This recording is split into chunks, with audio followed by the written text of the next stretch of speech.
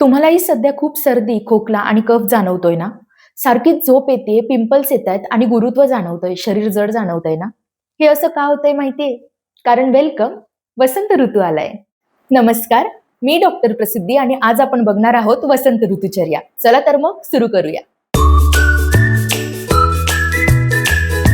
तर ऋतूंनुसार एका वर्षाचे 6 ऋतू पडतात. वर्षा, शरद, हेमंत, शिशिर, वसंत आणि ग्रीष्म. त्यात वर्षा, शरद आणि हेमंत या 3 ऋतूंच्या काळामध्ये सूर्य हा दक्षिण दिशेकडे जातो. म्हणून त्यास दक्षिणायन किंवा विसर्ग काल म्हणतात. तर शिशिर, वसंत आणि ग्रीष्म या 3 ऋतूंच्या काळामध्ये सूर्य हा उत्तर दिशेकडे जातो. त्यामुळे त्याला उत्तरायण किंवा आदानकाल असं म्हटलं जातं. तर वसंत ऋतूमध्ये मराठी चैत्र आणि वैशाख आणि इंग्रजी मार्च, एप्रिल आणि मे हे महिने यांचा समावेश होतो. तर वसंत ऋतू हा उत्तरायणाच्या म्हणजेच आदानकालाच्या पर्वात येतो. या कालामध्ये सूर्याची उष्णता, सूर्याची किरणे ही प्रखर होत जातात. परिणामतः ऊन देखील प्रखर होत जाते. या काळामध्ये कफनाश आणि वातवृद्धी होते आणि त्याचमुळे या काळाला आग्नेय काळ असं देखील म्हटलं जातं. तर चला आता बघूया वसंत ऋतूमध्ये तुमच्या शरीरावर कुठले कुठले सिम्पटम्स, कुठले कुठले लक्षणे दिसून येतात. तर हेमंत आणि शिशिर ऋतू म्हणजेच हिवाळ्यामध्ये साठलेला जो कफ असतो, तो वसंत ऋतू म्हणजेच उन्हाळ्यामध्ये त्याचं विलयन व्हायला लागतं. त्यामुळे या काळामध्ये जवळपास सर्वांच्या शरीरात कफ वाढलेला दिसून येतो आणि त्यामुळे वारंवार सर्दी, खोकला, अंगाला जडपणा येणे, गुरुत्व, दुपारी फार झोप लागणे किंवा दिवसभर आळस वाटणे, झोप येणे, चेहऱ्यावर पिंपल्स येणे, हीट वाढणे ही लक्षणे या काळामध्ये दिसून येतात. आता बघूया की वसंत ऋतूमध्ये आपण आहार काय घेतला पाहिजे. तर जसं मी तुम्हाला सांगितलं की या ऋतूमध्ये कफ वाढलेला असतो, त्याचं विलयन झालेलं असतं. तर बरोबर कफाला कमी करणारा त्याचा विरुद्ध असा आहार आपल्याला सेवन करायचा असतो. त्या हिशोबाने हलका, लघु आणि उष्ण आहार याचं आपण सेवन करायचं असतं.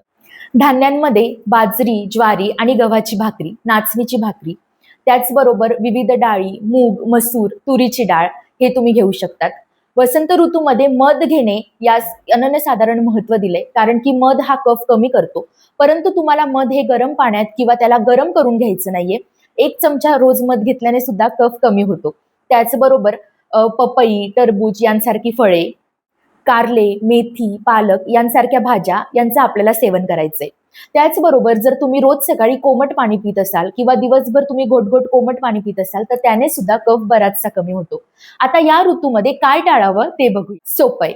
तुम्हाला तेच टाळायचंय ज्यांनी कफ वाढतो. जसं की जड पदार्थ, दही, पनीर, चीज, दुधाचे पदार्थ, गोड मिठाया, तळलेले पदार्थ, केळं विशेषतः रात्री खाणे, आईस्क्रीम जे आपल्याला उन्हाळ्यामध्ये खूप जास्त खायचं असतं आणि तिथेच आपण चुकतो. हे सर्व पदार्थ तुम्हाला टाळायचेत. ज्या ज्या पदार्थांनी कफाची वृद्धी होईल, कफ वाढेल ते पदार्थ तुम्हाला टाळायचेत. कारण की जर ते पदार्थ तुम्ही आत्ता खाल्ले तर याने अजूनच कफ वाढून तुम्हाला पुढच्या येणाऱ्या ऋतूमध्ये अजूनच त्रास होऊ शकतो. त्यामुळे आता तुम्हाला कळलंच असेल की आपल्याला काय खायचंय आणि काय खायचं नाहीये. पण त्याच सोबत आपण कोणत्या चांगल्या सवयी लावून घेतल्या पाहिजे ते पाहूया. वसंत ऋतूमध्ये व्यायाम करण्याला अनन्यसाधारण महत्व आहे. रोज सकाळी उठल्यापर्यंत घाम येईपर्यंत व्यायाम केला पाहिजे. त्याच सोबत सकाळी लवकर उठण्याची सवय ही मुख्यत्वे लागली पाहिजे. कारण सकाळचा जो काळ असतो 7 ते 10 चा तो कफ काळ असतो आणि या काळात जर आपण झोपून राहिलो तर आपल्या शरीरातील कफ अजूनच वाढतो. त्याच सोबत दिवसा अजिबात झोपू नये हे सुद्धा सांगितलंय. याला कारण काय? तेच कफवृद्धी. कफवृद्धीसाठी दिवास्वाप म्हणजेच दुपारी झोपणे निषिद्ध मानलेलं आहे. संहितांनुसार या काळामध्ये आयुर्वेदिक उटण्याने आंघोळ करणे, उद्वर्तन करणे म्हणजेच काय की उटणे आपल्या शरीराला घासायचंय, उद्वर्तन करायचंय की ज्याच्यामुळे कफाचं विलयन होईल, कफ कमी होईल. त्याचसोबत चंदन, अगरू या सारख्या द्रव्यांचा लेप करणे, तसेच कोमट पाणी पिणे, वारंवार पाण्याने हातपाय धुणे, कोमट पाण्याने आंघोळ करणे, त्याचसोबत कोमट पाण्याने अंघोळ करणे, त्याचसोबत डोळ्यात अंजन घालणे, धूमपान आणि कवलधारण यांचा सुद्धा त्यांनी समावेश केलाय. तर आता धूमपान आणि कवलधारण म्हणजे काय त्यावर आपण व्हिडिओ बनवूच, पण कवलधारण म्हणजेच मुखामध्ये कुठले मेडिसिनल तूप किंवा मेडिसिनल तेल, औषधी धरून ठेवणे.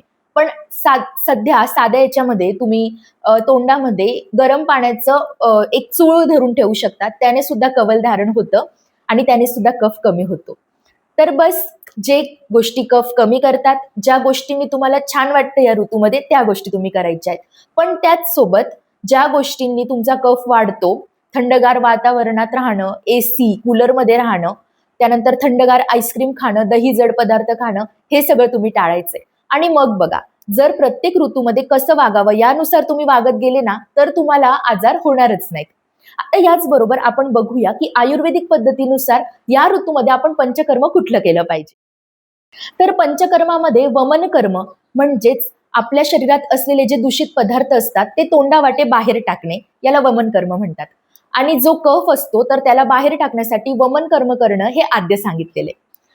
आयुर्वेदामध्ये संहितांमध्ये वासंतिक वमन नावाचा एक प्रकार आहे, ज्यामध्ये वसंत ऋतूमध्ये मुख्यत्वे वमन करून कफ बाहेर काढून टाकावा, जेणेकरून आपल्या शरीराची शुद्धी होते असं सांगितलंय.